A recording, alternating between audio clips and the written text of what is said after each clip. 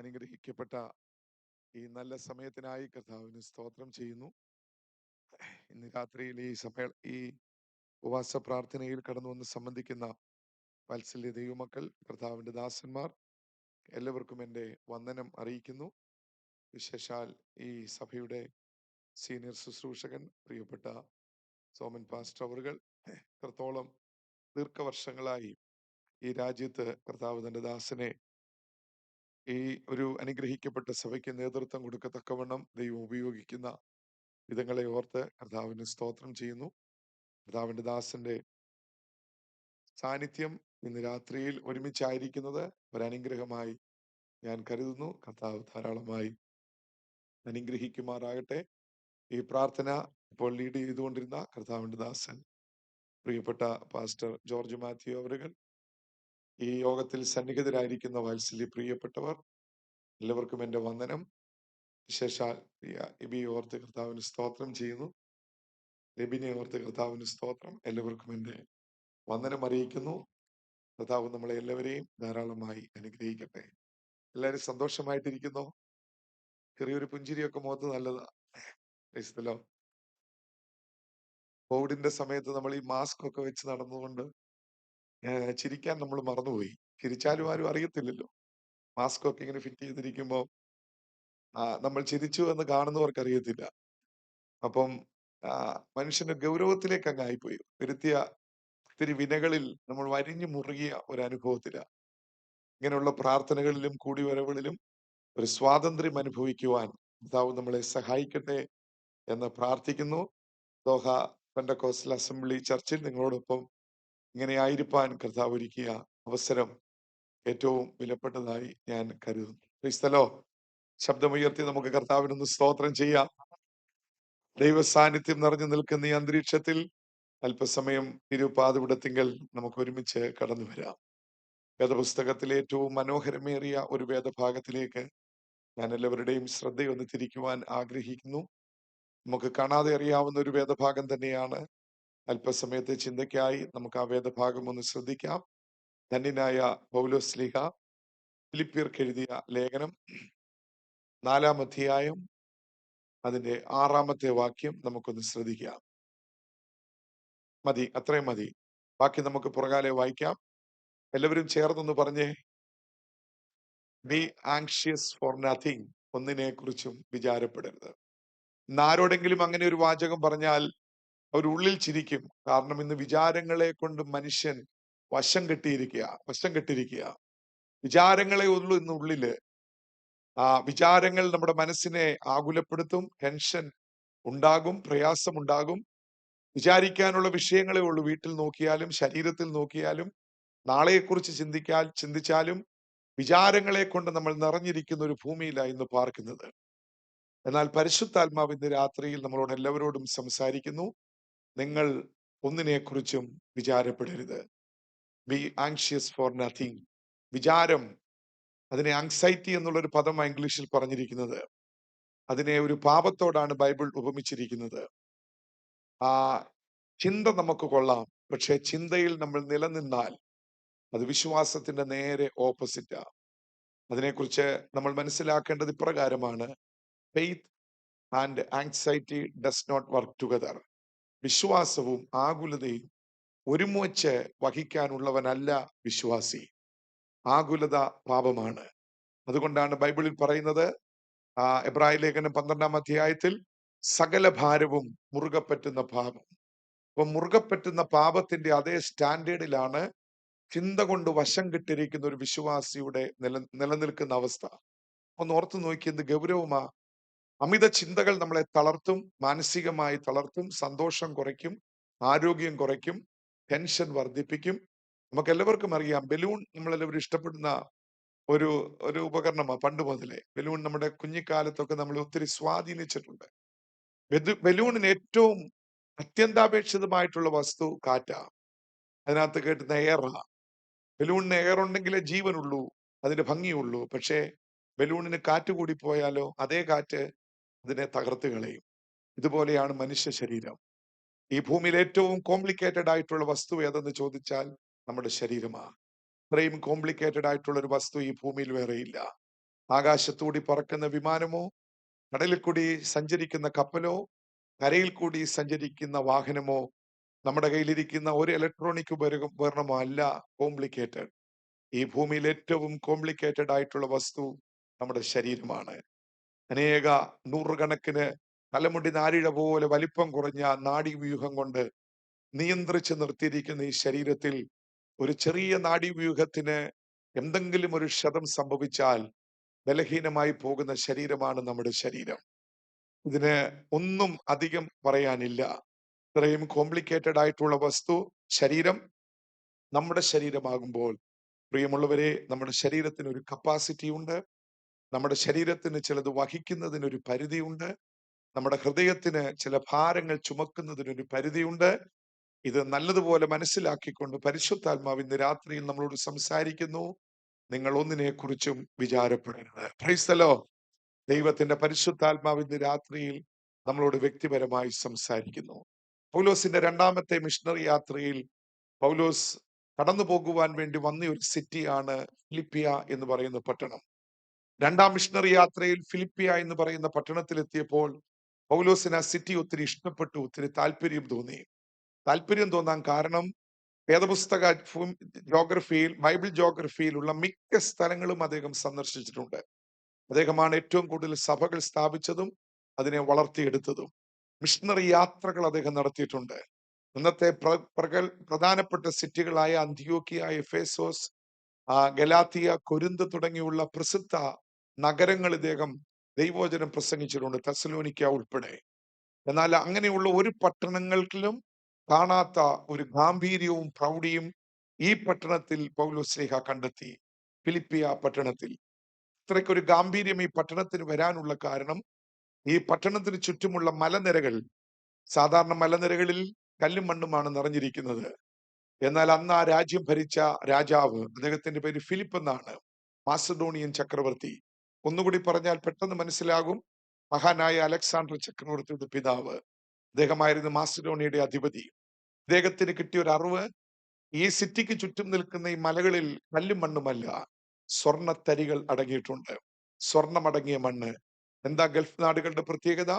ഭൂമിക്കടിയിൽ ഓയിലിന്റെ ശേഖരമുണ്ട്. ഇത് ഓയിലല്ല, ഇത് സ്വർണം അടങ്ങിയിരിക്കുന്ന മലനിരകളാ.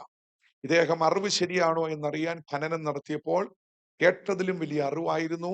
കല്ലും മണ്ണിനും പകരം സ്വർണമാണ് ഈ മലകളിൽ അടങ്ങിയിരിക്കുന്നത്, മണ്ണിനകത്ത്. അദ്ദേഹം ഖനനം ചെയ്തു. അദ്ദേഹം ഒരു മഹാധനികനായി മാറി. അദ്ദേഹം ഒത്തിരി ധനവാനായപ്പോൾ ഈ പട്ടണത്തോട് തിരിച്ചൊരു ആത്മാർത്ഥത കാണിക്കാൻ അദ്ദേഹം തീരുമാനിച്ചു. ആത്മാർത്ഥത കാണിച്ചത് ഈ സിറ്റി ഒരു മോഡേൺ സിറ്റിയായി, അന്നത്തെ കാലഘട്ടത്തിലെ ഒരു നമ്പർ 1 സിറ്റിയായി ഡെവലപ്പ് ചെയ്യുക എന്നുള്ളതായിരുന്നു അദ്ദേഹത്തിന്റെ ലക്ഷ്യം. കാരണം ഇഷ്ടം പോലെ സമ്പത്ത് അദ്ദേഹത്തിന്റെ ഭണ്ഡാരത്തിൽ കുമിഞ്ഞുകൂടി സ്വർണമായി.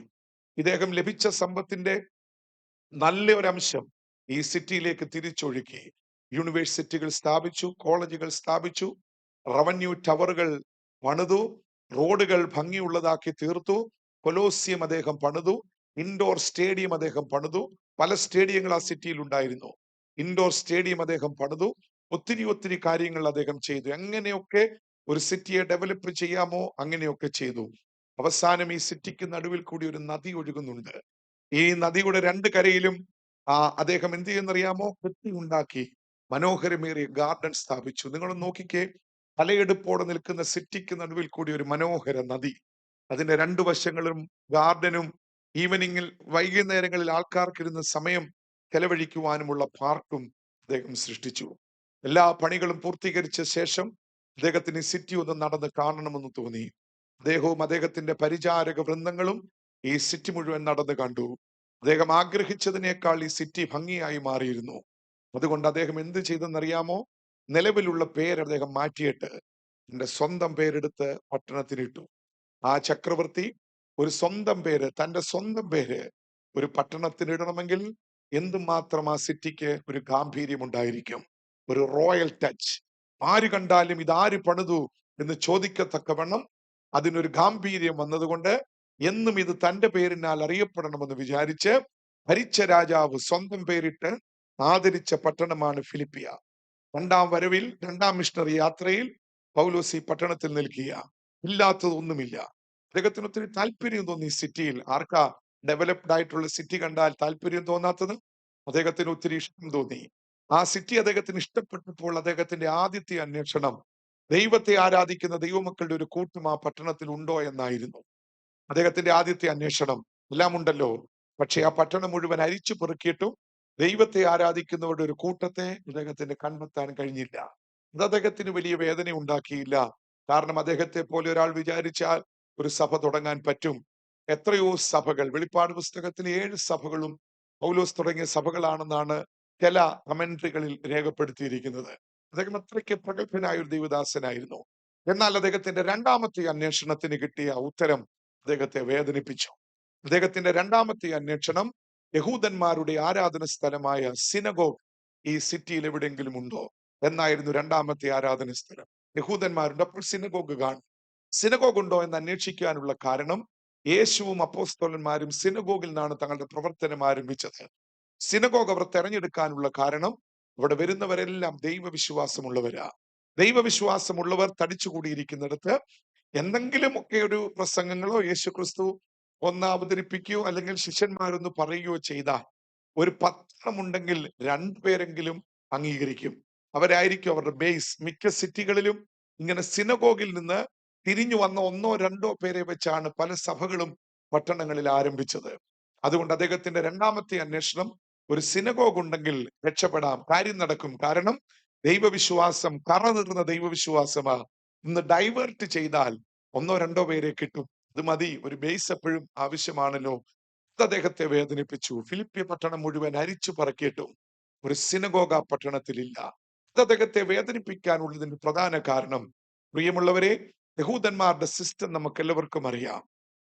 ജൂവിഷ് സിസ്റ്റം ഇത് മെയിൽ ഓറിയന്റഡ് സിസ്റ്റമാ, പുരുഷ മേധാവിത്വമുള്ള സിസ്റ്റമാ. അതിന്റെ പ്രത്യേകത ബൈബിളിൽ നമുക്കറിയാം. ആ മേധാവിത്വത്തെ അവർ വിട്ടുകൊടുക്കാൻ തയ്യാറല്ല. സ്ത്രീകളും കുഞ്ഞുങ്ങളും രണ്ടാം കിട പൗരന്മാരായിട്ടാണ് യഹൂദ സംസ്കാരം, മതസംസ്കാരം കാണുന്നത്. ഒന്നുകൂടി പറഞ്ഞാൽ, കറ തീർന്ന ഒരു പരീശന്റെയോ സാധുക്യന്റെയോ പ്രാർത്ഥന നമ്മൾ പരിശോധിച്ചാൽ എല്ലാ പ്രാർത്ഥനകളിലും അവർ കൂട്ടിച്ചേർക്കുന്ന ഒരു എക്സ്ട്രാ വാചകമുണ്ട്. ആ വാചകം എന്താണെന്ന് നിങ്ങൾക്കറിയാം. സഹോദരിമാരെന്നോട് പിണങ്ങരുത്. ദൈവമേ, ഒരു സ്ത്രീയായി ഞാൻ ജനിക്കാഞ്ഞതിനാൽ നിനക്ക് നന്ദി. ഇതായിരുന്നു കറ തീർന്ന യഹൂദന്റെ പ്രാർത്ഥനയിലെ ഒരു പ്രധാന വാചകം. അത്രയ്ക്ക് പുരുഷ മേധാവിത്വത്തിൽ ഊന്നി നിന്ന ഒരു സംസ്കാരമായിരുന്നു. ബൈബിളിനും അതിന് തെളിവുണ്ട്. ഇസ്രായേൽ മക്കളെ മിസ്രൈമിൽ നിന്ന് മോശയുടെ നേതൃത്വത്തിൽ വിടുവിക്കുമ്പോൾ ഏകദേശം 40 ലക്ഷത്തോളം പേരുണ്ടായിരുന്നു എന്നുള്ളത് സത്യമാണ്. എന്നാൽ മോശ പുറപ്പാട് പുസ്തകത്തിൽ ദൈവം വിളിച്ചിറക്കിയവരുടെ എണ്ണം എഴുതിയപ്പോൾ മോശ എഴുതിയ ഒരു വാചകമുണ്ട്. എന്താ? ഞങ്ങൾ പുരുഷന്മാർ 6 ലക്ഷം പേർ. ഒരു 6 ലക്ഷം പേരുടെ കണക്കാണോ വലുത്? 40 ലക്ഷത്തിന്റെ കണക്ക് പറയുന്നതാണോ വലുത്? മോശ അത് എഴുതത്തില്ല. മെയിൽ ഓറിയന്റഡ് സിസ്റ്റത്തിൽ വിശ്വസിക്കുന്ന അദ്ദേഹം അന്ന് എഴുതി വെച്ചു, ഞങ്ങൾ പുരുഷന്മാർ 6 ലക്ഷം പേർ. അതിൽ കൂടുതൽ എഴുതിയില്ല. കറ തീർന്ന യഹൂദനായിരുന്നു യേശുവിന്റെ ശിക്ഷഗണത്തിലെ പ്രധാനിയായ മത്തായി. മത്തായി സുവിശേഷം എഴുതിയത് യഹൂദന്മാർക്ക് വേണ്ടിയാ. യേശു 5 അപ്പവും മീനും കൊണ്ട് ഏകദേശം 25,000 പേരെ ആ യോഗത്തിന് ശേഷം പോഷിപ്പിച്ചപ്പോൾ മത്തായി, കറ തീർന്ന യഹൂദൻ, ഈ പുസ്തകത്തിൽ എഴുതിയ വാചകം നമുക്ക് എല്ലാവർക്കും അറിയാം. എന്താ? ഞങ്ങൾ പുരുഷന്മാർ 5,000 പേർ. എടാ, 5 അപ്പവും മീനും ഞങ്ങളുടെ കർത്താവ് വിഭാഗിച്ചപ്പോൾ 25,000 പേരിലധികം പേർ കഴിച്ചിട്ടും അത് അധികം വന്നെന്ന് എഴുതിയാൽ എന്താ കുഴപ്പം? ഒരാവേശമുണ്ടാകത്തില്ലേ വായിക്കുന്നവർക്ക്? മത്തായി അത് എഴുതത്തില്ല. ജൂവിഷ് സിസ്റ്റം മെയിൽ ഓറിയന്റഡ് സിസ്റ്റമാണ്. അതുകൊണ്ട് എന്താ സിനഗോഗുമായുള്ളതിന് ബന്ധമെന്ന് ചോദിച്ചാൽ, 500 സഹോദരിമാരുണ്ടെങ്കിലും 100 കുഞ്ഞുങ്ങൾ സൺഡേ സ്കൂൾ പഠിക്കാനുണ്ടെങ്കിലും അവർ സിനഗോഗ് ആരംഭിക്കത്തില്ല. ഒരു സിറ്റിയിൽ യഹൂദന്മാർ സിനഗോഗ് ആരംഭിക്കണമെങ്കിൽ ദൈവവിശ്വാസമുള്ള 10 പുരുഷന്മാർ വേണം. 1, 2, 3, 4, 5 10 പേരെ എണ്ണിയാൽ അന്നേരെ അവർ സിനഗോഗ് ആരംഭിക്കും. ദൈവവിശ്വാസമുള്ള 10 പേർ ആ സിറ്റിയിൽ വേണം. ഇതാണ് ഞാൻ പറഞ്ഞത്. ആ അറിവ് പൗലോസിനെ വേദനിപ്പിച്ചു. എന്താ വേദനിപ്പിച്ചത്? എല്ലാം ഉണ്ടെങ്കിലും വേണ്ടതില്ലാത്ത ഒരു പട്ടണം. എന്തോ ഉണ്ട്? കളിസ്ഥലമുണ്ട്, യൂണിവേഴ്സിറ്റികളുണ്ട്, കോളേജുകളുണ്ട്, കൊലോസ്യങ്ങളുണ്ട്, ഇൻഡോർ സ്റ്റേഡിയം ഉണ്ട്, ഗാർഡൻ ഉണ്ട്, പൂന്തോട്ടമുണ്ട്, എല്ലാം ഉള്ള ഒരു പട്ടണത്തിൽ പൗലോസിന്റെ നോട്ടത്തിൽ വേണ്ടതില്ലാത്ത ഒരു ജനത. ഇന്ന് രാത്രിയിൽ നമ്മുടെ ജീവിതത്തിന്റെ അനുഗ്രഹം എന്ന് പറയുന്നത് ഞാനും നിങ്ങളും വിചാരിക്കുന്നത് ഒന്നുമല്ല. എന്റെയും നിങ്ങളുടെയും ജീവിതത്തിന്റെ അനുഗ്രഹം യേശു നമ്മുടെ ഉള്ളിൽ വന്നതാ. ദൈവവിശ്വാസമുള്ള ഒരു സമൂഹമായി തീർന്നു എന്നുള്ളതാണ് നമ്മുടെ ജീവിതത്തിന്റെ ഏറ്റവും വലിയ അനുഗ്രഹം. തെറ്റിദ്ധരിക്കരുതേ പ്രിയമുള്ളവരെ. ദൈവം നമ്മളെ നടത്തുന്ന വഴികൾ അനുഗ്രഹമാണെന്ന് പറഞ്ഞ് ഇന്ന് രാത്രിയിൽ തൃപ്തിയോടെ മടങ്ങരുത്. എന്താ ദൈവം നമ്മളെ നടത്തിയ വഴികൾ? ദൈവം നമുക്ക് തന്ന ജോലി നടത്തിയ വഴികളാ, അനുഗ്രഹമാണെന്ന് പറയരുതേ. നമുക്ക് തന്ന വീടുകൾ നടത്തിയ വഴികളാ, അനുഗ്രഹമാണെന്ന് തൃപ്തിയടഞ്ഞ് എഴുന്നേറ്റ് പോകരുതേ. നമ്മൾ ഉപയോഗിക്കുന്ന വാഹനങ്ങൾ അതെത്ര വിലപിടിപ്പുള്ളതാണെങ്കിലും കേവലം നടത്തുന്ന വഴികളാ, അനുഗ്രഹിച്ചെന്ന് പറഞ്ഞ് ഇന്ന് രാത്രി ഇവിടുന്ന് പോകരുതേ. നമ്മുടെ ജീവിതത്തിൽ നമ്മൾ കടന്നു പോകുന്ന സകല നന്മകളും കേവലം അവൻ നടത്തുന്ന വഴികളാ. നമ്മുടെ ജീവിതത്തിന്റെ അനുഗ്രഹം ഇന്ന് രാത്രിയിൽ അവനുമായുള്ള ബന്ധമാ. Praise the Lord. അവനുമായിട്ടുള്ള ബന്ധമാ. നടത്തിയ വഴികളെ അനുഗ്രഹമെന്ന് പറഞ്ഞ് നിർവിചാരികളായി എഴുന്നേറ്റ് പോയാൽ അത് ദൈവസന്നിധിയിൽ തെറ്റാ പ്രിയമുള്ളവരെ. കേവലം നടത്തിയ വഴികൾ അവന്റെ താല്പര്യപ്രകാരം അവൻ നടത്തും. ഇന്ന് ബലത്തോടെ നടത്തിയാൽ നാളെ ഒരു വെല്ലുവിളിയാകും. ഇന്നൊരു ജോലി ഉണ്ടെങ്കിൽ നാളെ അല്പം തടസ്സങ്ങൾ നേരിടും. ഇന്ന് ഫ്ലറിഷ് ചെയ്യുന്ന ഒരു ബിസിനസ് ആണെങ്കിൽ നാളെ ഒരു ക്ഷീണം നേരിടും. ഇതൊക്കെ എന്റെ കർത്താവിനെ നടത്തുന്ന വിധങ്ങളെന്ന് തിരിച്ചറിഞ്ഞ് ഇന്ന് രാത്രി ആ ബന്ധത്തെ ഒന്നുകൂടി ഊട്ടിയറച്ചാൽ അവൻ നമ്മളിൽ പ്രസാദിക്കുന്ന രാത്രിയാ. വിശ്വസിച്ചെല്ലാവരും കർത്താവിനെ ഒന്ന് സ്തുതിച്ചാട്ടെ. ഇന്ന് രാത്രി നമ്മുടെ ബന്ധം ഒന്നുകൂടി ശക്തമാകുന്ന രാത്രിയായി തീരട്ടെ. ഇന്ന് നമ്മുടെ സമൂഹം നേരിടുന്ന ഏറ്റവും വലിയ പ്രതിസന്ധി എന്തെന്ന് ചോദിച്ചാൽ വളരെ വ്യക്തമാ പ്രിയമുള്ളവരെ. എല്ലാം ഉണ്ട്, വേണ്ടതില്ലാത്ത ഒരു സമൂഹം നമ്മുടെ ചുറ്റും ഇന്ന് തഴച്ചു വളർന്നുകൊണ്ടിരിക്കുക. എല്ലാം ഉണ്ട്, എല്ലാം ഇഷ്ടം പോലെയുണ്ട്. പക്ഷെ ദൈവം ആഗ്രഹിക്കുന്ന വിശ്വാസമില്ലാത്ത, ദൈവഭയമില്ലാത്ത ഒരു തലമുറ നമ്മുടെ ഇടയിൽ അല്ല, നമ്മുടെ നാട്ടിൽ ഇത് പ്രബലമായി കൊണ്ടിരിക്കുക. എല്ലാം ഉണ്ടെങ്കിലും കണക്കുകൂട്ടൽ തെറ്റുന്ന ഒരു സമൂഹം നമ്മുടെ ചുറ്റും പ്രബലമായി കൊണ്ടിരിക്കുക. അതുകൊണ്ട് പരിശുദ്ധാത്മാവ് ഇന്ന് രാത്രിയിൽ നമ്മളോട് ഓരോരുത്തരോടും സംസാരിക്കുന്നു. ഇവിടെ എന്തെല്ലാം ഉണ്ടെങ്കിലും അത് നടത്തിയ വിധങ്ങളാണെന്ന് വിചാരിച്ചുകൊണ്ട് ഇന്ന് രാത്രിയിൽ ഒന്നുകൂടി ആ ബന്ധത്തെ ഒന്ന് സ്ഥിരപ്പെടുത്തുന്ന, വിശ്വാസത്തെ ഒന്ന് ശക്തീകരിക്കുന്ന ഒരാത്മീക ഉണർവിലേക്ക് പരിശുദ്ധാത്മാവ് നമ്മളെ നയിക്കുവാൻ ഇന്ന് രാത്രിയിൽ ആഗ്രഹിക്കുന്നുണ്ട്. അല്പസമയം എല്ലാവരും കർത്താവിനെ ഒന്ന് സ്തുതിച്ചാട്ടെ. ഹല്ലേലൂയ. എല്ലാം ഉണ്ടെങ്കിലും വേണ്ടതില്ലാത്ത ഒരു സമൂഹം. ഹല്ലേലൂയ. ഇന്നത്തെ ഒരു പ്രധാന വിഷയം അതാ. വേണ്ടതില്ലാത്ത, ദൈവഭക്തിയില്ലാത്ത ഒരു സമൂഹം. നമ്മളല്ല, ഞാൻ പൊതുവെ അങ്ങ് പറയുക, ദൈവഭക്തിയില്ലാത്ത ഒരു സമൂഹം, ആരാധനയിൽ താല്പര്യമില്ലാത്ത ഒരു സമൂഹം, സ്തോത്രം പറയാൻ മടിയുള്ള ഒരു സമൂഹം, അഭിഷേകത്തെ ജ്വലിപ്പിക്കാൻ മടിയുള്ള ഒരു സമൂഹം, ആത്മാവിൽ ബലപ്പെടുവാൻ മടിയുള്ള ഒരു സമൂഹം, നിർവിചാരികളായി ദൈവസേനയിൽ വന്നിട്ട് ഇരുന്നിട്ട് എഴുന്നേറ്റ് പോകുന്ന ഒരു സമൂഹം. ഇന്ന് രാത്രി നമ്മുടെ ആരുടെയും പേരിന് നേരെ ഈ ശബ്ദങ്ങൾ ഉയരരുത്. Price the Lord. ഈ ശബ്ദങ്ങൾ ഉയരരുത്. ഇന്ന് രാത്രിയിൽ പരിശുദ്ധാത്മാവ് പ്രസാദിക്കുന്ന ഒരു സമൂഹമായി നമ്മൾ തീരുവാൻ സ്വർഗം ഇന്ന് രാത്രിയിൽ നമ്മളെ കുറിച്ച് ആഗ്രഹിക്കുന്നു. Hallelujah, hallelujah. സ്തോത്രം, സ്തോത്രം, സ്തോത്രം. പ്രിയമുള്ളവരെ, എല്ലാം ഉണ്ടെങ്കിലും വേണ്ടതില്ലാത്ത ഒരു പട്ടണം. പൗലോസിനെ സംബന്ധിച്ചിടത്തോളം ഇതൊരു വെല്ലുവിളിയായിരുന്നു. എല്ലാം ഉണ്ടെങ്കിലും വേണ്ടതില്ലാത്ത ഒരു പട്ടണം. അദ്ദേഹം ആ സിറ്റിയിൽ കോൺസെൻട്രേറ്റ് ചെയ്യാൻ തീരുമാനിച്ചു. കാരണം അദ്ദേഹത്തിന് അത്രയ്ക്ക് ആ പട്ടണം ഇഷ്ടപ്പെട്ടു. ദൈവത്തെ ആരാധിക്കുന്നവരുടെ ഒരു കൂട്ടം ആ പട്ടണത്തിൽ വേണം. അദ്ദേഹം ആ പട്ടണം കോൺസെൻട്രേറ്റ് ചെയ്ത് തലങ്ങും വിലങ്ങും നടന്നു. ഒരു റിസൾട്ട് ഒന്നും കിട്ടിയില്ല. എന്നാൽ ഒരു ദിവസം വൈകിയ സമയം ആ പട്ടണത്തിന് നടുവിലുള്ള ഗാർഡനിൽ കൂടി, നദിയുടെ കരയിൽ കൂടി, അപ്പോസ്തല പ്രവൃത്തികളുടെ പുസ്തകം 16-ാം അധ്യായം, അവിടെയാണ് ഞാൻ ഇപ്പോൾ പറയുന്നത്. വായിക്കണം, നമുക്കറിയാം. ആ നദിക്കരികിലൂടെ അദ്ദേഹം തീരത്തുകൂടി ഗാർഡന്റെ ഓരം പറ്റി അദ്ദേഹം നടക്കുമ്പോൾ സിസ്റ്റത്തെ മാറ്റാൻ പോകുക. ഒരു ചെറിയൊരു കൂട്ടം സഹോദരിമാർ ആ നദിക്കരയിൽ ഇരിക്കുന്നത് അദ്ദേഹം കണ്ടു. പരിശുദ്ധാത്മാവിന്റെ ഒരു നിയോഗം അദ്ദേഹത്തിന്റെ ഉള്ളിലുണ്ടായി. ഒരു കാരണവശാലും ഒരു യഹൂദൻ പരസ്യമായി പരിചയമില്ലാത്ത ഒരു സ്ത്രീയോട് സംസാരിക്കാൻ പാടില്ല. പരസ്യമായി യേശു കനാന്യ സ്ത്രീയോട് സംസാരിച്ചപ്പോൾ അതവിടെ വ്യക്തമാക്കിയത് നമുക്ക് എല്ലാവർക്കും അറിയാം. ഇതേ സിസ്റ്റം തന്നെയാണ് പൗലോസും അവിടെ വരുമ്പോൾ ഒരു സ്ത്രീയോട്, പരസ്യമില്ലാത്ത സ്ത്രീകളോട്, പരിചയമില്ലാത്ത സ്ത്രീകളോട് പരസ്യമായി സംസാരിക്കാൻ പാടില്ല. പക്ഷെ പരിശുദ്ധ സിസ്റ്റത്തെ മാറ്റാൻ പോകുക. പരിശുദ്ധാത്മാവിന്റെ നിയോഗം തന്റെ ദാസന്റെ ഉള്ളിൽ ഉണ്ടായപ്പോൾ അദ്ദേഹം അവരോട് സംസാരിക്കാൻ തീരുമാനിച്ചു. അദ്ദേഹം അവരോട് സംസാരിച്ചു കഴിഞ്ഞ് ഒരു ഓൾട്ടർ കോൾ അവരുടെ മധ്യത്തിൽ കൊടുത്തു. ഇവർ സംസാരിച്ചു കൊണ്ടിരിക്കുമ്പോൾ തന്നെ ആ സഹോദരിമാരിൽ ചിലരുടെ ഉള്ളത്തെ പരിശുദ്ധാത്മാവ് വലിച്ചു തുറന്നു. ഇദ്ദേഹം ഓൾട്ടർ കോൾ കൊടുത്തു. നിങ്ങളിൽ ആര് ഈ പട്ടണത്തിൽ യേശു ക്രിസ്തുവിന് വേണ്ടി നിൽക്കും? അവരിൽ ഒരുവളായ ലുദിയ അല്ലെങ്കിൽ ലിഡിയ, അവൾ പറഞ്ഞു, ഈ പട്ടണത്തിൽ ഞാൻ യേശു ക്രിസ്തുവിന് വേണ്ടി നിൽക്കാം. ഫിലിപ്പിയിലെ ആദ്യ ഫലമായി സിസ്റ്റത്തെ തെച്ചുടച്ചുകൊണ്ട് ഒരു സ്ത്രീയെ സ്വർഗം എഴുന്നേൽപ്പിച്ചു. Praise the Lord. സിസ്റ്റം തകിടം മറിയാൻ പോകുക. Praise the Lord. ഒരു സ്ത്രീയെ ഏൽപ്പിച്ചു, ലുധിയ. അവളെ മുന്നിൽ നിർത്തിക്കൊണ്ട് പ്രവർത്തനം ആരംഭിച്ചു. ഒന്നുകിൽ ലുധിയായുടെ സ്വന്തമായിട്ടുള്ള ഒരു സ്ഥലം, അല്ലെങ്കിൽ വാടകയ്ക്കെടുത്ത ഒരു സ്ഥലത്ത് അവരൊരു പ്രാർത്ഥന ആരംഭിച്ചു.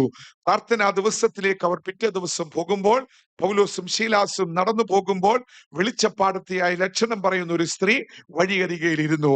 അവളുടെ ഉള്ളിലുള്ള ദുരാത്മാവ് ആരെന്ന് വെളിപ്പെടുത്തി അവൾ തുറന്നു പറഞ്ഞു, ഇതാ പോകുന്നു അത്യുന്നതനായ ദൈവത്തിന്റെ ദാസന്മാർ, ഇവരെ ശ്രദ്ധിച്ചാൽ രക്ഷയുടെ മാർഗം ഇവർ നിങ്ങളോട് പറയും.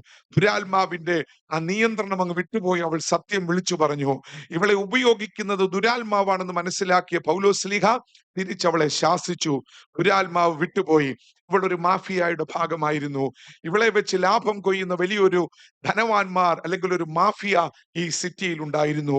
വരുന്നവരെയും പോകുന്നവരുടെയും ഭൂതകാലവും ഭാവി കാലവും വർത്തമാനകാലം ഇവൾ പറയുക, അച്ചിട്ടാ പറയുന്നത്. അച്ചിട്ട് പറയുക, ഞെട്ടിപ്പോകും. പൗലോസ് ആയതുകൊണ്ടാ അന്ന് ശാസിച്ചത്. നമ്മൾ വല്ലതും ആയിരുന്നെങ്കിൽ വിളിച്ച് വീട്ടിൽ കൊണ്ടുപോയേനെ ഒരു പക്ഷേ. Price the Lord. ഒരു പക്ഷേ. കാരണം ഇദ്ദേഹത്തിലുള്ള പരിശുദ്ധാത്മാവിന്റെ ശക്തിക്ക് വിവേചന വരം കൂടി ഉണ്ടായിരുന്നു. വിവേചിക്കാൻ അറിയാമായിരുന്നു.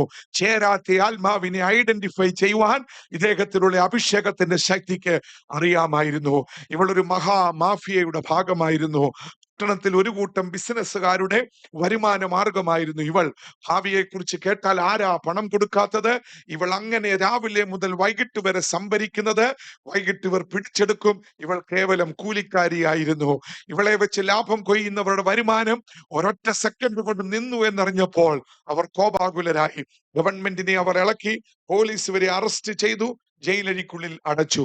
അന്ന് രാത്രിയിൽ, എന്റെ വിഷയം അവിടെയല്ല, ഞാൻ ഓടിച്ചു പറയുക, അന്ന് രാത്രിയിൽ സ്വർഗശക്തി ഫിലിപ്പിയ കാരാഗ്രഹത്തിന്റെ അടിസ്ഥാനത്തെ ഇളക്കി. ആമങ്ങളും ചങ്ങലകളും തകർന്നുപോയി. ഇവിടെ നടന്ന ഒരു ചെറിയൊരു സംഭവം നമ്മളൊന്ന് ഗ്രഹിക്കണേ. വളരെ ഗൗരവമുള്ളതാ. കാരാഗ്രഹ പ്രമാണി വാളെടുത്ത് കൊല്ലാൻ ശ്രമിച്ചു. ആത്മഹത്യക്ക് ശ്രമിച്ചു. എന്തിനാ അയാൾ ആത്മഹത്യക്ക് ശ്രമിച്ചത്? നാളെ അങ്ങ് പറഞ്ഞാൽ പോരെ. പട്ടണത്തിൽ നിങ്ങൾ കേട്ടില്ലേ ഭൂകമ്പത്തിന്റെ ശബ്ദം? അല്ലെങ്കിൽ ജയിലിൽ വന്ന് നോക്ക്, അടിസ്ഥാനം മുഴുവൻ ഇളകിപ്പോയി, ആമവും ചങ്ങലയും തകർന്നുപോയി. ആ കൂട്ടത്തിൽ തടവുകാരൻ രക്ഷപ്പെട്ട കൂട്ടത്തിൽ അവരും രക്ഷപ്പെട്ടു പോയി എന്നങ്ങ് പറഞ്ഞാൽ പോരെ. അദ്ദേഹത്തിന് എന്താ കുഴപ്പം? അദ്ദേഹത്തെ തൂക്കിക്കൊല്ലുകയൊന്നും ഇല്ലല്ലോ. പക്ഷെ ഈ മനുഷ്യൻ ആത്മഹത്യ ചെയ്യുവാൻ വേണ്ടി ശ്രമിച്ചു. ആത്മഹത്യ ചെയ്യാൻ ശ്രമിച്ചതിന്റെ കാരണം, സാധാരണ ജയിൽ DGPമാരായി അന്നത്തെ കാലഘട്ടത്തിൽ നിയോഗിക്കുന്നവർ വൻ ധനവാന്മാരാ, വൻ ഉന്നത പിടിപാടുകളുള്ളവരാ, ഉന്നത കുടുംബങ്ങളിൽ നിന്ന് വന്നവരാ, സമൂഹത്തിൽ അംഗീകാരമുള്ളവരാ, അഭിമാനത്തോടെ ജീവിക്കുന്നവരാ. എന്തിനാ അവരെ DGPമാരായി നിയമിക്കുന്നറിയാമോ? ജയിലിൽ വരുന്ന കള്ളന്മാർ, കൊലപാതകികൾ, കവർച്ചക്കാരെ നേർവഴിക്ക് നയിക്കുവാനും ബുദ്ധി ഉപദേശിക്കുവാനും അവരെ മെരുക്കിയെടുക്കുവാനും. സെലക്ട് ചെയ്യുമ്പോൾ കുടുംബം നോക്കും, പശ്ചാത്തലം നോക്കും, വന്ന വഴികളെ നോക്കും, വീട് നോക്കും, ഇങ്ങനെ എല്ലാം നോക്കും. പ്രസിദ്ധമായ കുടുംബങ്ങളിൽ നിന്ന് വന്നവരെ പരിഗണിക്കത്തുള്ളൂ. അങ്ങനെ ഒരു സിസ്റ്റം നിലനിൽക്കുന്നു. എന്റെ അഭിമാനം നാളെ സമൂഹത്തിൽ ചോദ്യം ചെയ്യപ്പെടും എന്ന് മനസ്സിലാക്കി ഈ മനുഷ്യൻ തന്റെ കയ്യിലിരുന്ന വാളെടുത്തു. നാളെ എടാ, 2 തടവുകാരെ സംരക്ഷിക്കാൻ കഴിയാത്ത നീയാണോ ജയിൽ അധികാരി എന്ന് ആരെങ്കിലും ചോദിക്കുന്നത് ഉൾക്കൊള്ളാൻ കഴിയാതെ തന്റെ അഭിമാനത്തിന് ക്ഷതം സംഭവിക്കും എന്നറിഞ്ഞ മനുഷ്യൻ വാളെടുത്ത് തന്നെത്താൻ കൊല്ലാൻ ഭാവിച്ചു. ഞാൻ അടുത്ത സമയത്ത് നടത്തിയ ഒരു ചെറിയ ഒരു അന്വേഷണത്തിൽ, എന്റെ പ്രിയമുള്ളവരെ, ലോകത്തിൽ ഓരോ ദിവസവും ജീവൻ അവസാനിപ്പിക്കുന്നവരുടെ എണ്ണം മാരകമായി വർദ്ധിച്ചു കൊണ്ടിരിക്കുക. ഒരു സത്യം നമ്മളൊന്ന് ഗ്രഹിക്കണം. 100-ൽ 95 പേർ ഈ ഭൂമി വിട്ട് ജീവിതം അവസാനിപ്പിക്കുന്നവരെ കുറിച്ച് നമ്മൾ പഠിച്ചാൽ 100-ൽ 95% സാമ്പത്തിക ബുദ്ധിമുട്ട് കൊണ്ട് ജീവിതം അവസാനിപ്പിക്കുന്നവരല്ല. സാമ്പത്തിക ബുദ്ധിമുട്ടല്ല ഇവരുടെ വിഷയം. പിടിച്ചു നിൽക്കൂ. ഞാൻ പഠിക്കുന്ന പട്ടണത്തിൽ അവിടെയുള്ള പ്രസിദ്ധമായ കോളേജിലെ പ്രൊഫസർ, അസിസ്റ്റന്റ് പ്രൊഫസർ ലേഡി, ഒരു ബിസിനസ്സുകാരൻ, ഏകമകൻ. അവർ ആ പട്ടണത്തിൽ നിന്ന് കേരളത്തിന്റെ അതിർത്തി കടഞ്ഞ് മറ്റൊരു സംസ്ഥാനത്തിൽ ചെന്ന് കുടുംബം ജീവിതം അവസാനിപ്പിച്ചു. അങ്ങനെ എത്ര പ്രസിദ്ധമായ കഫേ കോഫി ഡേ എന്ന് പറയുന്ന ഇന്ത്യയിൽ മുഴുവൻ നിറഞ്ഞു നിൽക്കുന്ന ഒരു സ്ഥാപനത്തിന്റെ ഓണർ സിദ്ധാർത്ഥ് റേ വീടിനടുത്തുള്ള ഒരു നദിയിൽ ചാടി ചില മാസങ്ങൾക്ക് മുമ്പ്, ചില വർഷങ്ങൾക്ക് മുമ്പ് ആത്മഹത്യ ചെയ്തു. അദ്ദേഹത്തിന്റെ ഒരു പട്ടണത്തിലുള്ള ഒറ്റ പ്രോപ്പർട്ടി വിറ്റാൽ എടുത്ത എല്ലാ ലോണും വീട്ടാനുള്ള തുക അവിടുന്ന് കിട്ടും. പക്ഷെ സ്വസ്ഥത നഷ്ടപ്പെട്ടു, സമാധാനം നഷ്ടപ്പെട്ടു, ജീവിതം അവസാനിപ്പിച്ചു. അദ്ദേഹത്തിന്റെ ഭാര്യ ഇന്ന് വളരെ ഭംഗിയായി ആ സ്ഥാപനങ്ങൾ നടത്തിക്കൊണ്ടിരിക്കുക. അഭിമാനത്തിനേക്കുന്ന ഒരു ക്ഷതം ഉൾക്കൊള്ളാൻ ഈ കാരാഗൃഹ പ്രമാണിക്ക് കഴിഞ്ഞില്ല. പരിഹാസത്തോടെയുള്ള നോട്ടം. അദ്ദേഹം വാളെടുത്ത് കൊല്ലാൻ ശ്രമിച്ചപ്പോൾ, ആത്മഹത്യക്ക് ശ്രമിച്ചപ്പോൾ പൗലോസ് അടിയന്തരമായി ഇടപെട്ടു. നീ നിനക്കൊരു ദോഷവും വരുത്തരുത്, ഞങ്ങൾ രക്ഷപ്പെടാൻ വന്നവരല്ല, ഞങ്ങൾ ഇവിടെ ഉണ്ട്. അന്ന് രാത്രിയിൽ കാരാഗൃഹ പ്രമാണിയെയും കുടുംബത്തെയും പൗലോസ് മാനസാന്തരപ്പെടുത്തി. പിറ്റേ ദിവസം പ്രാർത്ഥനാ സ്ഥലത്തേക്ക് വരുന്നവൻ കാരാഗ്രഹ പ്രമാണി കൂടി. ഉന്നത കുടുംബത്തിൽ നിന്ന് ജനിച്ചവൻ, ഉന്നത പേരുള്ളവൻ, സമൂഹത്തിൽ ഉന്നത സ്ഥാനീയൻ, കുടുംബ മഹിമകൾ പറയാനുള്ളവൻ ഈ ആലയത്തിലേക്ക് അടിവച്ച് വന്നപ്പോൾ ദേശമിളകി, ഫിലിപ്പിയ ദേശമിളകി. ധാരാളം പേർ ഇത് ശ്രദ്ധിച്ചു. ആ കാരാഗ്രഹ പ്രമാണിക്ക് പോകാൻ പറ്റുമെങ്കിൽ നമുക്കും എന്തുകൊണ്ട് ഈ പ്രാർത്ഥനയ്ക്ക് പോയിക്കൂടാ? ലുദിയ, പൗലോസ്, കാരാഗ്രഹ പ്രമാണി തുടങ്ങിയുള്ള വമ്പന്മാർ മുന്നിൽ നിന്നുകൊണ്ട് ഫിലിപ്പിയ സഭയുടെ പണി ആരംഭിച്ചു.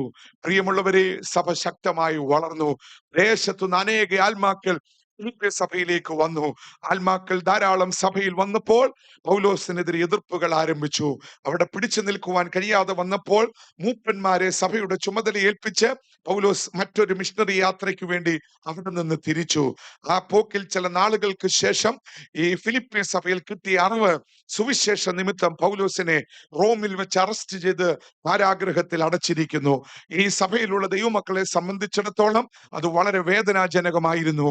അദ്ദേഹം ജയിലിൽ സഹിക്കുന്ന പീഡനങ്ങൾ, ഉപദ്രവങ്ങൾ, അദ്ദേഹം നേരിടുന്ന പ്രതിസന്ധികളെ കുറിച്ച് ഇവർക്ക് ഉൾക്കൊള്ളാൻ പോലും പറ്റാത്തത് കൊണ്ട് അദ്ദേഹത്തിന്റെ വിടുതലിന് വേണ്ടി സഭ പ്രാർത്ഥിക്കാൻ തീരുമാനിച്ചു. പ്രാർത്ഥന ഉപവാസ പ്രാർത്ഥനയ്ക്ക് വഴിമാറി. 3 ദിവസത്തെ പ്രാർത്ഥന 6 ദിവസം, 9 ദിവസം, അത് പിന്നെ 21 ദിവസം, 3 മാസം, 6 മാസം, 9 മാസം, 1 വർഷം, 1.25 വർഷം, 1.5 വർഷം പ്രാർത്ഥന നീളുകയാ. ഉപവസിച്ച് പ്രാർത്ഥിക്കുക. സാധുക്കളായി ദൈവമക്കൾ 1.5 വർഷം കഴിയുന്നു, 1.25 വർഷമാകുന്നു. ഒരറിവുമില്ല. ഒരു ദൈവദാസന്റെ വിടുതലിന് വേണ്ടി പ്രാർത്ഥിക്കുക.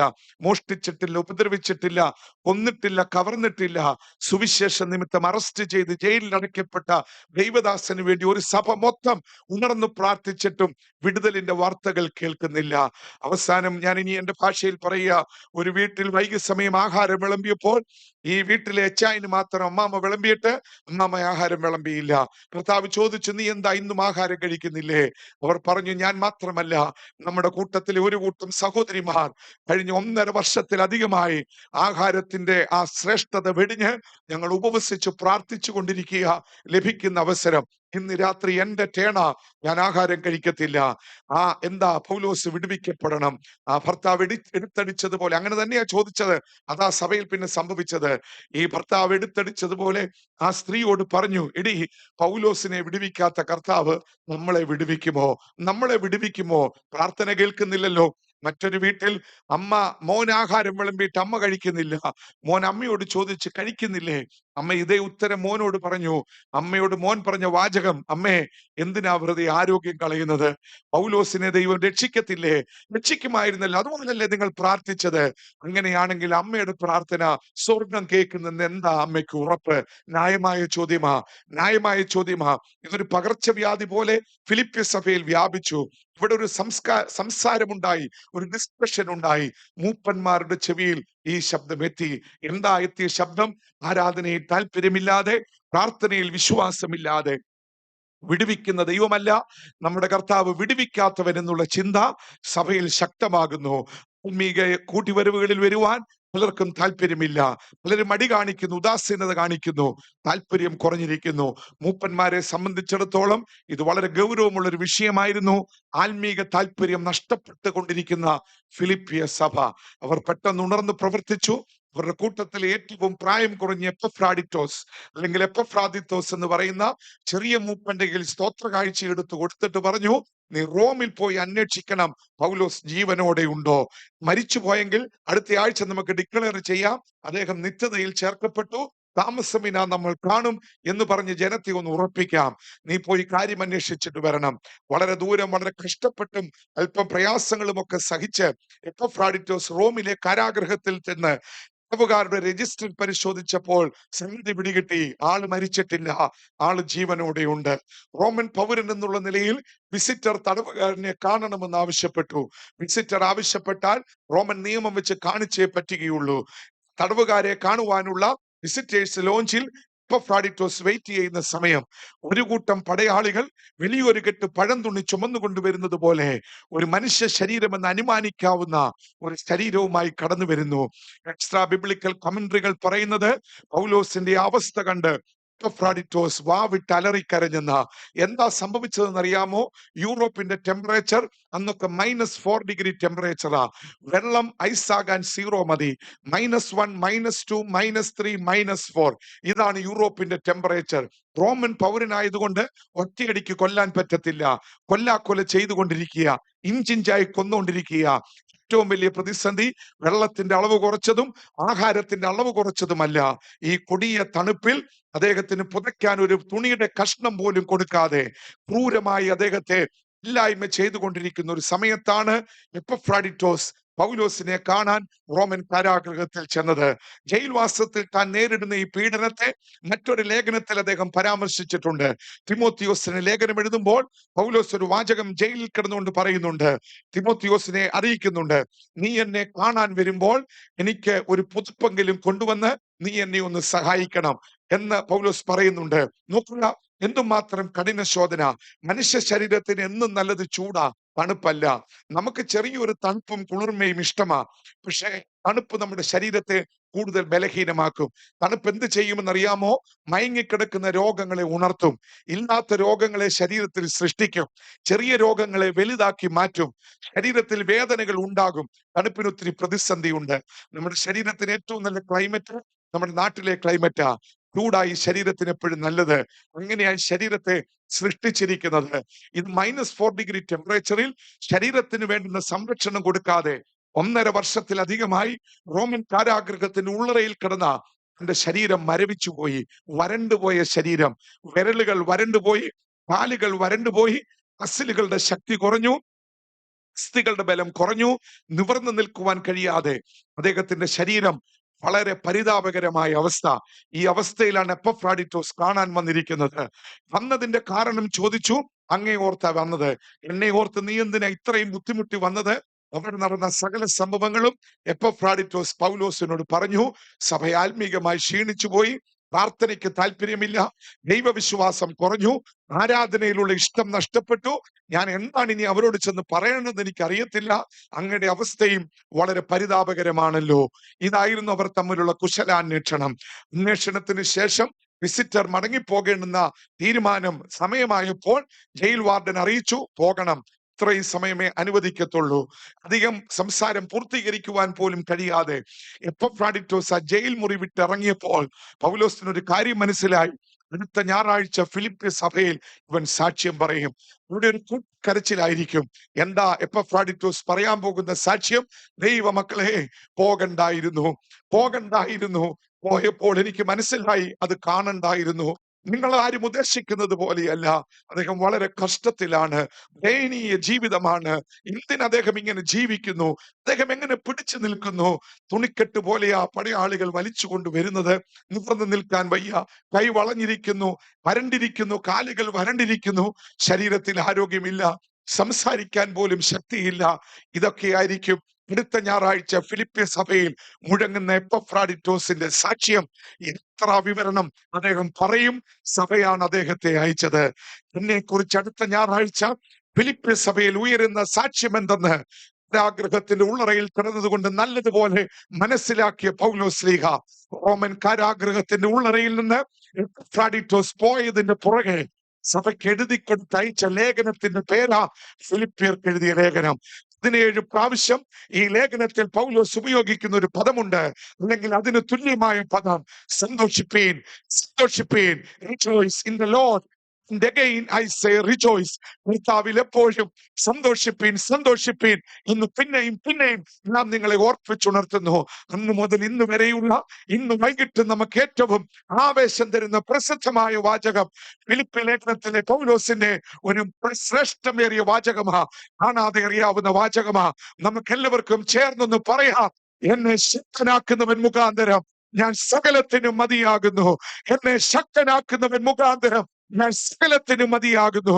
ഇന്ന് രാത്രി ഇവിടെ വന്നിരിക്കുന്ന ചില ദൈവമക്കളെ, നമ്മുടെ വിശ്വാസത്തിന്റെ ശക്തി അളക്കുന്നത് നമ്മുടെ സുഖകാലത്തല്ല.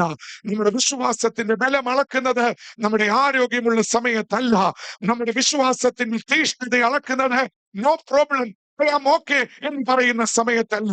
ഇന്നല്ലെങ്കിൽ നാളെ നമ്മുടെ ആരോഗ്യത്തിന് ഒരു തിരിച്ചടി ഉണ്ടാകുമ്പോൾ, നമ്മുടെ വിശ്വാസ ജീവിതത്തിന് വിരോധമായി ഒരു വെല്ലുവിളി ഉണ്ടാകുമ്പോൾ, നമ്മുടെ ഭാവിക്ക് വിരോധമായി ശത്രു ചില പദ്ധതികൾ അഴിച്ചു വിടുമ്പോളാ നമ്മുടെ വിശ്വാസത്തിന്റെ ശക്തി അളക്കുന്നത്. നമ്മൾ അത് മറന്നു പോകരുത്.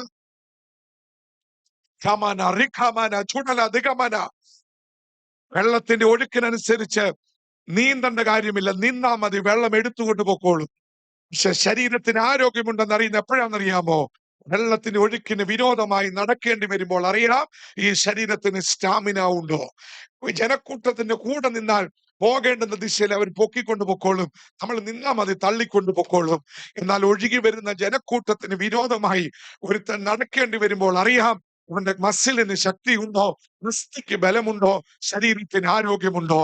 എന്റെയും നിങ്ങളുടെയും വിശ്വാസത്തിന്റെ ശക്തി അളക്കുന്ന ചില മേഖലകളിൽ വളർന്നു പോയ ഏതെങ്കിലും മണ്ഡലങ്ങൾ ഉണ്ടെങ്കിൽ ഇന്ന് രാത്രി ശക്തീകരിക്കുവാൻ കഴിവുള്ളവൻ, അത്ഭുതം പ്രവർത്തിക്കുവാൻ കഴിവുള്ളവൻ, മടക്കി കൊണ്ടുവരുവാൻ കഴിവുള്ളവൻ ഇവിടെ എഴുന്നള്ളി വന്നിട്ടുണ്ട്. വിശ്വസിച്ചെല്ലാവരും കർത്താവിനെ ഒന്ന് സ്തുതിച്ചാട്ടെ. ഇന്ന് രാത്രിയിൽ ദൈവശക്തി നമുക്ക് വേണ്ടി വ്യാപരിക്കുന്ന സമയമായി തീരട്ടെ. ഹല്ലേലൂയ.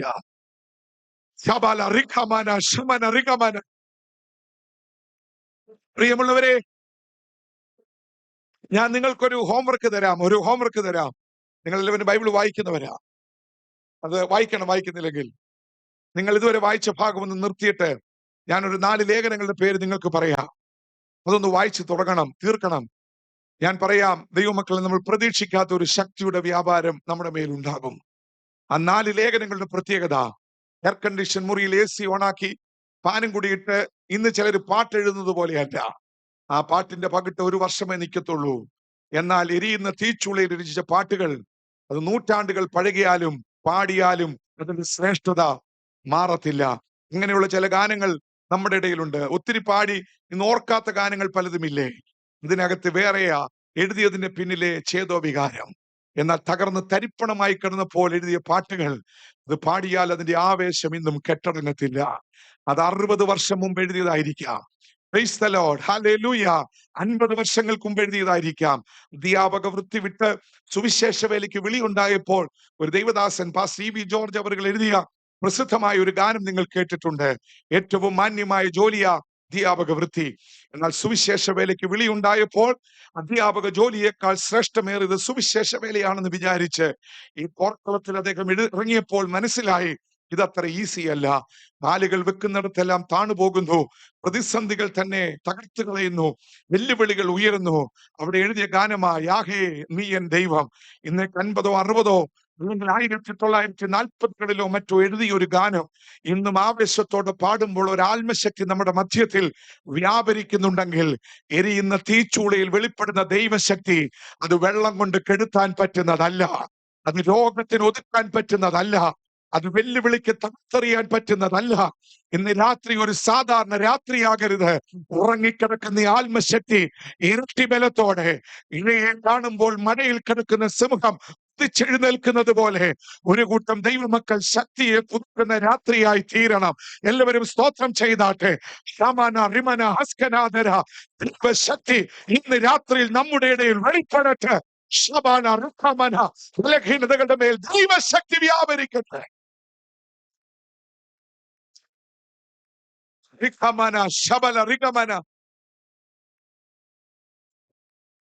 ആ 4 ലേഖനങ്ങളുടെ പേരുകൾ ഞാനൊന്ന് പറയാം.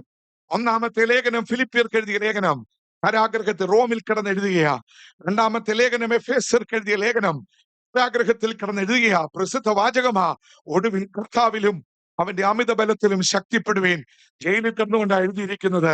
മൂന്നാമത്തെ ലേഖനം കൊലോസി ലേഖനം, മരണം വാതിൽക്കൽ നിൽക്കുക. അവിടെയാ പൗലോസിന്റെ പ്രസിദ്ധമായ വാചകം 3:3-4, ഞാൻ മരിച്ചാലും എന്റെ ജീവൻ ക്രിസ്തുവിനോടുകൂടെ ദൈവത്തിൽ മറഞ്ഞിരിക്കും. പ്രസിദ്ധമായ വാചകം. രണ്ടാം വരവ്, ഈ ലോകത്തിൽ നിന്ന് ഞാൻ പോയാലും ഞാൻ മരിച്ചാലും എന്റെ ജീവൻ ക്രിസ്തുവിനോടുകൂടെ ദൈവത്തിൽ മറഞ്ഞിരിക്കും. വാചകം എന്താണെന്നറിയാമോ? എന്റെ ജീവനായ ക്രിസ്തു വെളിപ്പെടും. അതാ കാരാഗ്രഹത്തിലെ വാചകമാ. 4-ാമത്തെ ലേഖനം, ഫിലേമോൻ എഴുതിയ ലേഖനം. ദൈവമക്കൾ ഈ 4 ലേഖനങ്ങളൊന്ന് വായിച്ചു നോക്കണം. നമ്മൾ അറിയാത്ത ഒരു ദൈവശക്തി നമ്മുടെ മേൽ വ്യാപരിക്കും. ഞാൻ അവിടെ നിൽക്കുന്നില്ല, മുന്നോട്ട് പോകട്ടെ. അദ്ദേഹം എഴുതിയ ലേഖനത്തിലെ, ഫിലിപ്പിയർക്ക് എഴുതിയ ലേഖനത്തിലെ പ്രസിദ്ധമായ വാചകമാ നമ്മൾ വായിച്ച വാക്യം. ഒന്നിനെ കുറിച്ചും വിചാരപ്പെടരുത്. Be anxious for nothing. ജയിലിൽ നിന്ന് എഴുതിയതാ. ഇതാ വാചകത്തിന്റെ പ്രത്യേകത. ഫിലിപ്പിയ സഭയെ, നിങ്ങൾ എന്നെ കുറിച്ചുള്ള വാർത്തകൾ കേൾക്കുമ്പോൾ നിങ്ങൾ വിചാരപ്പെട്ട് ഭാരപ്പെടരുതേ. ഞാൻ എന്തുകൊണ്ട് റിലീസാകുന്നില്ല എന്നുള്ളതല്ല നിങ്ങളുടെ വിഷയം. ഞാൻ എന്ന് പുറത്തു വരും എന്നുള്ളതല്ല നിങ്ങളുടെ വിഷയം. നിങ്ങൾ ആവശ്യമില്ലാത്ത കാര്യങ്ങളിൽ വിചാരപ്പെട്ട് നിങ്ങളുടെ ആത്മീയത്തെ ബലഹീനമാക്കി കഴിയാതെ ചേർന്ന് സ്തോത്രം ചെയ്യാം. എല്ലാറ്റിനും പ്രാർത്ഥനയാലും അപേക്ഷയാലും നിങ്ങളുടെ ആവശ്യങ്ങൾ സ്തോത്രത്തോടെ ദൈവത്തോട് അറിയിക്കണം. ദൈവത്തോട് അറിയിക്കണം. അടുത്ത വാചകം, എന്നാൽ സകല ബുദ്ധിയെയും കവിയുന്ന ദൈവ സമാധാനം നിങ്ങൾ വിചാരിക്കാത്ത ഒരു സമയത്ത് നമുക്ക് വേണ്ടി അത്ഭുതങ്ങളെ ചെയ്യും. നമുക്ക് വേണ്ടി അത്ഭുതങ്ങളെ ചെയ്യും. നമ്മൾ വിചാരിക്കുന്ന സമയത്ത് ചിലത് നടന്നില്ലെന്ന് വിചാരിച്ച് ദൈവം നമ്മളെ മറന്നെന്ന് വിധി എഴുതരുതേ. ഞാനും നിങ്ങളും വിചാരിക്കുന്ന സമയമല്ല ദൈവത്തിന്റെ സമയം. നമ്മൾ പ്ലാൻ ചെയ്യുന്ന സമയമല്ല ദൈവത്തിന്റെ സമയം. ഞാനും നിങ്ങളും വിചാരിക്കാത്ത സമയത്ത്, നമ്മൾ ചിന്തിക്കാത്ത സമയത്ത് ഇന്നും അത്ഭുതം ചെയ്യുവാൻ കഴിവുള്ള ഒരുവൻ ഇവിടെ എഴുന്നള്ളി വന്നിട്ടുണ്ട്. വിശ്വസിക്കുന്നവർക്ക് വേണ്ടി അതൊരു ദൈവശക്തിയായി ഇന്ന് രാത്രിയിൽ നമ്മുടെ മധ്യത്തിൽ വ്യാപരിക്കട്ടെ.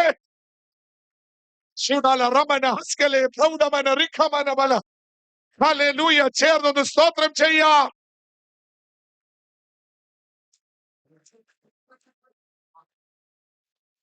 സമയം പോകുന്നുണ്ട്. ഞാൻ വളരെ വേഗം നിർത്താൻ പോകുകയാ. സമയം കുതിച്ചു പോകും. നമുക്ക് നിയന്ത്രിക്കാൻ പറ്റാത്ത ഏക സാധനം ഈ സമയമാണ്. പ്രൈസല്ലോ. ബാക്കിയെല്ലാം നമുക്ക് നിയന്ത്രിക്കാം. എന്റെ പ്രിയമുള്ളവരെ, പൗലോസ് എങ്ങനെയാ ഇങ്ങനെ ഒരു വാചകം പറഞ്ഞത്? ഞാൻ ഓടിച്ചങ്ങ് പറയാം. AD 61 പൗലോസ് ഫിലിപ്പിയ ലേഖനം എഴുതുന്നത്. ഇതിന് 5 വർഷങ്ങൾക്ക് മുമ്പ് അദ്ദേഹം ഒരു ലേഖനം എഴുതി. ആ ലേഖനം കൊരിന്ത്യർക്ക് എഴുതിയ 2-ാം ലേഖനമാ. 56 എഴുതുക. 56 കൊരിന്ത്യ ലേഖനം എഴുതുമ്പോൾ അദ്ദേഹം ശാരീരികമായി വളരെ തളർന്നിരിക്കുക. യാത്ര ബുദ്ധിമുട്ടാ. മുന്നോട്ട് പോകാൻ വയ്യ. ക്ഷീണിച്ചിരിക്കുക. 3 പ്രാവശ്യം കർത്താവിനോട് പറഞ്ഞു. 1-ാം പ്രാവശ്യം മൈൻഡ് ചെയ്തില്ല. 2-ാം പ്രാവശ്യം മൈൻഡ് ചെയ്തില്ല. 3-ാം പ്രാവശ്യം കർത്താവ് അവന് പ്രത്യക്ഷനായി. അദ്ദേഹത്തോട് പറഞ്ഞ വാചകം നമുക്ക് എല്ലാവർക്കും അറിയാം. പൗലോസേ, നീ നിന്റെ സൗഖ്യത്തിന് വേണ്ടി പ്രാർത്ഥിക്കുന്നു. എന്നാൽ എന്റെ ആഗ്രഹം നീ നാളെയും വിശ്വാസത്തിൽ കാണണമെന്നാ, നീ ദൈവകൃപയിൽ കാണണമെന്നാ. ഇന്ന് രാത്രിയിൽ നമ്മളെ കുറിച്ചുള്ള കർത്താവിന്റെ ആഗ്രഹം ഇവിടെ ഇങ്ങനെ വന്നിരുന്ന് ദൈവമേ എന്നൊന്ന് വിളിക്കണമെന്നാ. ആമേൻ. ഹല്ലേലൂയ. നമുക്ക് വലിയ പ്രതീക്ഷകളൊക്കെയാ. നമുക്ക് വലിയ പ്ലാനുകളും പദ്ധതികളും ഒക്കെയാ. നല്ലതാ. പ്ലാനുകളും പദ്ധതികളും മനുഷ്യ ജീവിതത്തിൽ വേണം. നമുക്ക് വലിയ പ്രതീക്ഷകളും പ്ലാനുകളും പദ്ധതികളും കെട്ടിപ്പടുക്കുകയും പ്ലാൻ ചെയ്യുകയും ചെയ്യുമ്പോൾ ഓർത്തോണേ, ദൈവത്തിന് അതിനല്ല പ്രാധാന്യം. ഇവിടെ വന്നിരുന്ന ദൈവമേ എന്നൊന്ന് വിളിക്കുക. ആമേൻ. ഇത് നഷ്ടപ്പെടുന്ന ഏത് മേഖലകൾ നമ്മുടെ ജീവിതത്തിൽ ഉണ്ടായാലും ദൈവം നമ്മളോട് അകന്നു നിൽക്കും. സ്വർഗ്ഗം നമ്മളോട് അകന്നു നിൽക്കും. ഇന്ന് രാത്രിയിൽ നമ്മളെ വിളിച്ച വിളിയുടെ ഉദ്ദേശം ഇവിടെ വന്നിരുന്ന എന്റെ കർത്താവേ എന്നൊന്നൊരു വിളിയാ. Praise the Lord. അടിയൻ ഇതാ എന്ന് പറയുന്ന ഒരു ശബ്ദ. ബാക്കിയെല്ലാം നമ്മുടെ കണക്കുകൂട്ടലുകളാ. എല്ലാം നമ്മുടെ കണക്കുകൂട്ടലുകളാ. പൗലോസിനോട് കർത്താവ് പറഞ്ഞു, നീ നാളെയും വിശ്വാസത്തിൽ നിലനിൽക്കണമെങ്കിൽ നീ ഈ അവസ്ഥയിൽ പോയാൽ പറ്റത്തില്ല. വെളിപ്പാടുകളുടെ ആധിക്യം നിമിത്തം നീ കുറവിട്ട് പോകുമോ എന്ന് എനിക്കൊരു സംശയമുണ്ട്. ഇപ്പോൾ തന്നെ നീ പോകുന്നിടത്ത് നിന്നെ ജനം വിളിക്കുന്നത് ദൈവമേ എന്നാ. ദൈവം വന്നെന്ന്, ദേവൻ വന്നെന്നുമൊക്കെയാ. ഈ പോക്ക് ഇങ്ങനെ പോയാൽ മണക്കുന്നത് കൊണ്ട് നീ കേവലം ഒരു മനുഷ്യനാണെന്ന് തോന്നാൻ ഞാൻ നിന്റെ ശരീരത്തിൽ ഒരു ശൂലം വെച്ചിരിക്കുക. ദൈവഹിതം തന്റെ നിലനിൽപ്പാണെന്ന് തിരിച്ചറിഞ്ഞ ഈ ദൈവദാസൻ ദൈവഹിതത്തിന് മുന്നിൽ സമർപ്പിച്ച് തിരികെ നടക്കുമ്പോൾ ഹൃദയം തകർന്ന കർത്താവ് അവനെ നോക്കി വിളിക്കുക. എന്തൊക്കെ നമ്മുടെ വീടിന്റെ കട്ടളയുടെ മുകളിൽ കറുത്ത ബോർഡിൽ മഞ്ഞയോ പച്ചയോ നീലയോ അക്ഷരത്തിൽ എഴുതി വെച്ചിരുന്ന ഈ പുസ്തകത്തിൽ നമ്മൾ ആദ്യം കാണാതെ പഠിച്ച പ്രധാന വാക്യമാ തന്റെ ദാസനോടുള്ള കർത്താവിന്റെ മറുപടി. പൗലോസേ, എങ്കിലും നീ ഭാരപ്പെടണ്ട, എന്റെ കൃപ നിനക്ക് മതി. Price the Lord. എന്റെ ശക്തി നിന്റെ ബലഹീനതകളുടെ മേൽ വ്യാപരിക്കും. അതല്ലേ നമ്മൾ ഒരിക്കൽ കാണാതെ പഠിച്ച ആദ്യ വാക്യം, എന്റെ കൃപ നിനക്ക് മതി. എന്താ കർത്താവ് പറഞ്ഞത്? പൗലോസേ, രോഗമുള്ളപ്പോഴും രോഗമില്ലാത്തവനെ പോലെ ഞാൻ നിന്നെ നടത്താം. പ്രശ്നമുള്ളപ്പോഴും പ്രശ്നമില്ലാത്തവനെ പോലെ ഞാൻ നിന്നെ നടത്താം. വെല്ലുവിളികളുടെ മുന്നിലും തളരാതെ ഞാൻ നിന്നെ നടത്താം. തകർന്നു പോകുമെന്ന് ലോകം വിധി എഴുതുമ്പോഴും തകരാതെ ഞാൻ നിന്നെ നിർത്തും. ഈ ശക്തിയുടെ പേരാ ദൈവത്തിന്റെ കൃപ. ഇന്ന് രാത്രിയിൽ ദൈവസഭയ്ക്ക് ആവശ്യം ഒരു രോഗസൗഖ്യത്തേക്കാൾ, ദൈവസഭയ്ക്ക് ആവശ്യം ഒരു പ്രശ്ന പരിഹാരത്തേക്കാൾ, ദൈവസഭയ്ക്ക് ആവശ്യം നമ്മൾ ആഗ്രഹിച്ച ചിലത് നടക്കുന്നതിനേക്കാൾ, ദൈവസഭയ്ക്ക് ആവശ്യം ആ കൃപയുടെ ഒരു അത്യന്ത കവിഞ്ഞൊഴുക്ക്. എല്ലാവരും ഒന്ന് സ്തോത്രം ചെയ്താട്ടെ. ഹല്ലേലൂയ. എന്താ ഈ കൃപയുടെ പ്രത്യേകത? ഒരു രോഗം ഇന്ന് മാറിയാലും നാളെ വേറെ ഒന്ന് വരാം. ഒരു പ്രശ്നം ഇന്ന് മാറിയാലും നാളെ ഒരു പ്രതിസന്ധി വരാം. ഇന്ന് ചില വേദനകൾ മാറിയാലും ശരീരമല്ലേ, നാളെ ഒരു വേദന വരും.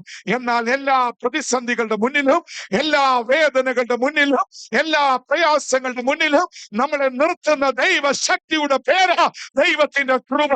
ഇന്ന് രാത്രിയിൽ ആ കൃപയുടെ ഒരു അത്യന്ത വ്യാപാരം ശമന റിഖമന ദൈവജന സ്തോത്രം ചെയ്താട്ടെ. കൊച്ചു കുഞ്ഞുങ്ങൾ മുതൽ പ്രായമുള്ളവരിൽ വരെ വ്യാപിക്കുന്ന രാത്രിയായി തീരട്ടെ. ഒരു ശിശുവിനെ പോലെ പറ, ആ കൃപ എന്റെ മേൽ, ആ ശക്തി എന്റെ മേൽ, അഭിഷേകത്തിന്റെ പുതുക്കം എന്റെ മേൽ, ആരാധനയുടെ പുതുക്കം എന്റെ മേൽ, പൂർണ്ണ ശക്തി എന്റെ മേൽ. ഹല്ലേലൂയ. ശലരമന ഹസ്കനെ പ്രൗഢബല.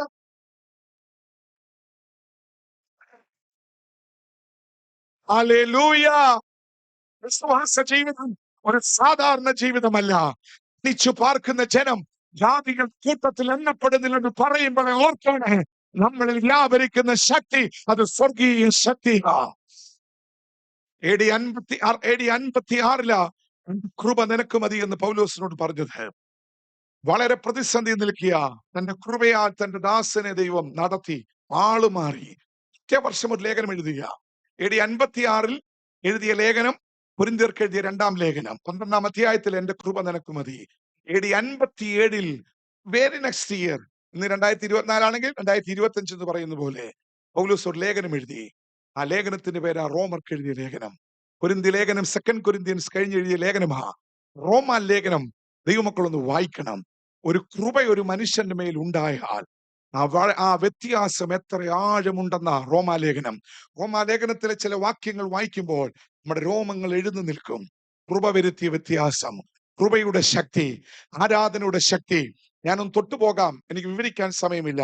റോമാലേഖനം അതിന്റെ 5-ാം അധ്യായം നമ്മൾ 3-4 വാക്യങ്ങൾ നമ്മൾ വായിക്കണം. ഞാനങ്ങ് പറയാം.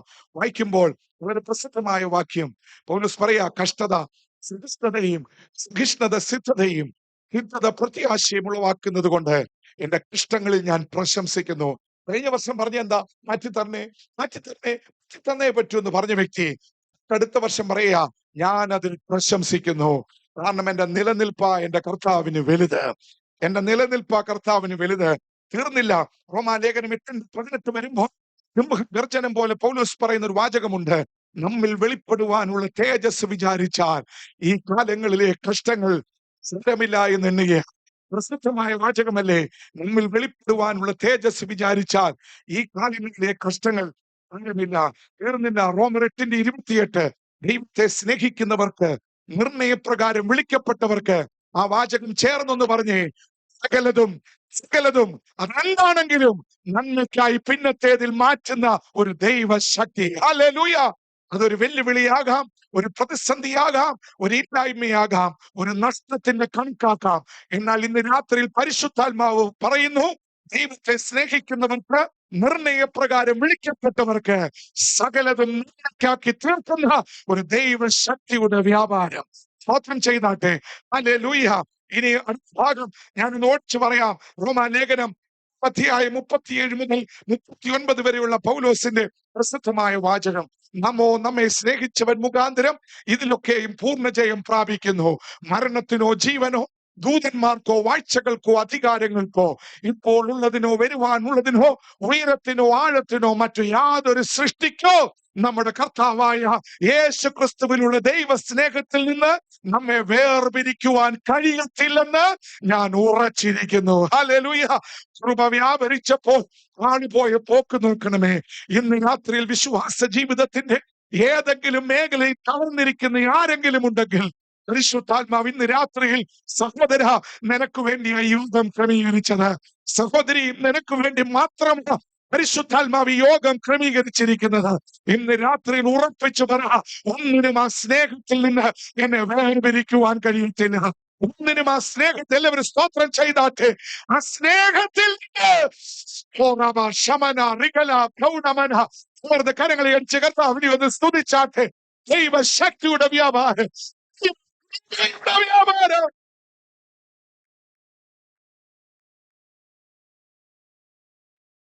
ശാഖാല റിഖമന ചുടലതര.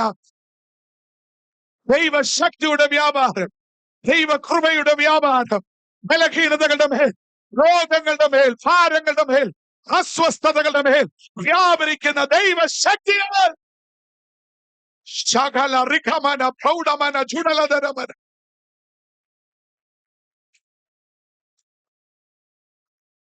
അതുകൊണ്ട് നമ്മൾ വായിച്ച കുറിവാക്യം ഒന്നുകൂടി വായിച്ച എന്റെ വാക്കുകളെ ഞാൻ ഉപസംഹരിക്കാം. ഫിലിപ്പിയർ ലേഖനം 4-ാം അധ്യായം 6-ാം വാക്യം. ഒന്നിനെ കുറിച്ചും എല്ലാറ്റിനും പ്രാർത്ഥനയാലും അപേക്ഷയാലും നിങ്ങളുടെ ആവശ്യങ്ങൾ സ്തോത്രത്തോടെ. ഫിലിപ്പിയ സഭയോട് വീണ്ടും പറയുക, നിങ്ങൾ പറയുന്ന സമയത്ത് ദൈവം കേട്ടില്ലെന്ന് വിചാരിച്ച് പ്രാർത്ഥന വെറുതെയാണെന്ന് നിങ്ങൾ വിചാരിക്കരുത്. അതാ ഇവരുടെ മനസ്ഥിതിക്കെതിരെ ദൂത് കൊടുക്കുക. നിങ്ങൾ ആഗ്രഹിക്കുന്നത് പോലെ ഞാൻ റിലീസ് ചെയ്യപ്പെട്ടില്ലെന്ന് വിചാരിച്ച് സ്വർഗം പ്രാർത്ഥന കേൾക്കുന്നില്ലെന്ന് നിങ്ങൾ വിചാരിക്കരുത്. അതാ എല്ലാറ്റിനും വീണ്ടും പറയുക, എല്ലാറ്റിനും പ്രാർത്ഥനയാലും അപേക്ഷയാലും നിങ്ങളുടെ ആവശ്യങ്ങൾ സ്തോത്രത്തോടുകൂടെ ദൈവത്തോട് അറിയിക്കുകയത്രേ വേണ്ടത്. എന്നാൽ സകല ബുദ്ധിയെയും കവിയുന്ന ദൈവ സമാധാനം നിങ്ങളുടെ ഹൃദയങ്ങളെയും നിലവുകളെയും ക്രിസ്തുവേശുവെങ്കിൽ നിങ്ങൾ വിചാരിക്കുന്നതിലും ശ്രേഷ്ഠമേറിയ വിധത്തിൽ ആക്കാൻ അവൻ വിശ്വസ്തൻ. ചേർന്നൊന്ന് സ്തോത്രം ചെയ്യാം, ശബ്ദമുയർത്തി ഒന്ന് സ്തോത്രം ചെയ്യാം. അതുകൊണ്ട് ഇന്ന് രാത്രിയിൽ ഈ പ്രാർത്ഥന കഴിഞ്ഞു പോകുമ്പോൾ നിങ്ങൾക്ക് മറ്റൊരു വാഗ്ദത്ത വാക്യം കൂടി ഞാൻ തരാം. ഫിലിപ്പിയ ലേഖനം 3-ാം അധ്യായം അവസാന ഭാഗത്തിലേക്ക് വരുമ്പോൾ നമ്മൾ വായിക്കുന്ന പൗലോസിന്റെ പ്രസിദ്ധമായ വാചകം, നമ്മുടെ പൗരത്വമോ സ്വർഗത്തിലാകുന്നു, അവിടെ നിന്ന് കർത്താവായ യേശുക്രിസ്തു രക്ഷിതാവായി വരും എന്ന് നാം കാത്തിരിക്കുന്നു. അടുത്ത വാചകത്തിലെ ആദ്യ ഭാഗം, അവൻ സകലവും തനിക്ക് കീഴ്പ്പെടുത്തുവാൻ കഴിയുന്ന തന്റെ വ്യാപാര ശക്തി കൊണ്ട്.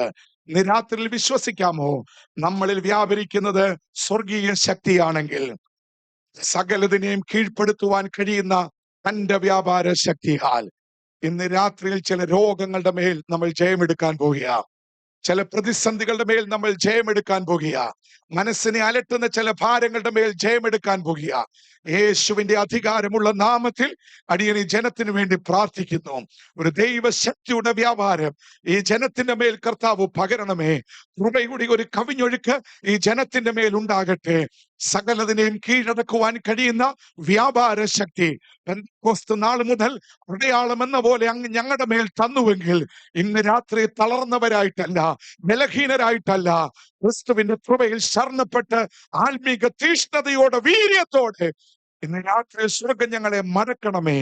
യേശുവിന്റെ നാമത്തിൽ തന്നെ ചേർന്ന് കർത്താവിനെ ഒന്ന് സ്തുതിച്ചാട്ടെ. Hallelujah, hallelujah, hallelujah.